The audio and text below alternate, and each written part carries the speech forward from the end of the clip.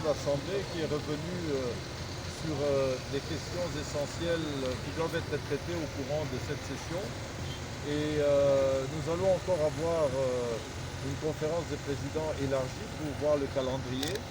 Nous avons de notre part au niveau du gouvernement provincial encore quelques dossiers. C'est celui sur les dits portant fonctionnement, organisation de la fonction publique provinciale.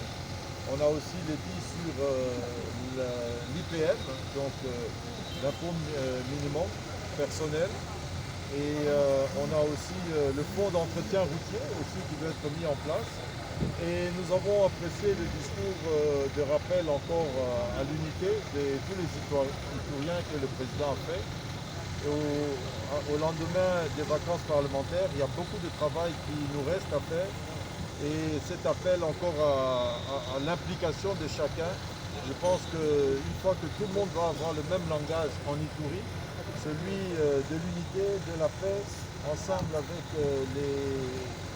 tous les acteurs politiques au niveau de la province, ainsi qu'au niveau du territoire national. Nous avons été satisfaits de voir un grand nombre de députés provinciaux et sénateurs ici présents et qui pourront porter donc nos doléances au niveau des institutions nationales. Oui, monsieur le gouverneur, il y a le président de l'Assemblée provinciale a fait un bilan mi-parcours des 563 jours de votre pouvoir.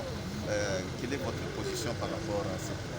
Mais effectivement, c'est un bilan qui est très difficile à faire parce que nous sommes dans une situation qui ne nous permet pas de travailler comme il se doit. Comme je dis, voilà pourquoi nous disons qu'il faut revenir vers la paix, parce que sans cette paix, nous sommes en train de nous détruire nous-mêmes. Ce n'est pas le gouvernement provincial qui va être détruit et qui ne va pas pouvoir arriver à exécuter son programme, mais c'est tous les Ituriens qui vont souffrir de la situation d'insécurité, des destructions.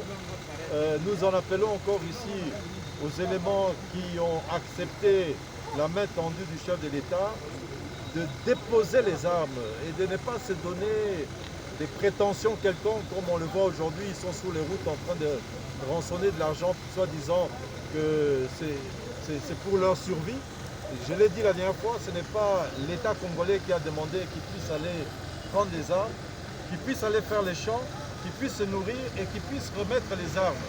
Donc il ne faut pas mettre l'État dans une situation comme ça. Quand l'État va vers les discussions et les dialogues, l'État est toujours là avec ses forces armées qui doivent remettre de l'ordre et la justice est là aussi, mais nous demandons à ce que les éléments de Codeco qui ont signé les actes unilatéraux puissent vraiment les respecter. Nous demandons aussi à ce que nous ne puissions pas glisser malgré toutes les pertes qu'il y a en vies humaines, en matériel, en biens. On voit ici aujourd'hui, vous avez vu les cas ici à Irumu, comment on tue les bêtes, comment on tue les gens, à Djougou aussi, au Mongoual, où ce qui s'est passé à Iga Barrière.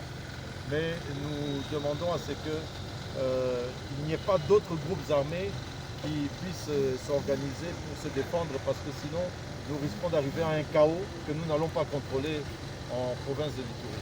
Merci, Excellence. Excellence, qu'est-ce qui bloque l'évolution de voiries urbaines lors des échanges que l'Assemblée provinciale a précisé? Je ne suis pas au courant que la voirie urbaine est bloquée. Ce que nous percevons retourne. Je vous ai déjà dit que le gouvernement provincial n'est pas un gouvernement qui, quand il perçoit de l'argent pour faire quelque chose comme les routes, il va utiliser ça pour autre chose. Donc les chiffres sont là, avec la fait que ça travaille. Ce que nous percevons, nous remettons dans la voirie urbaine.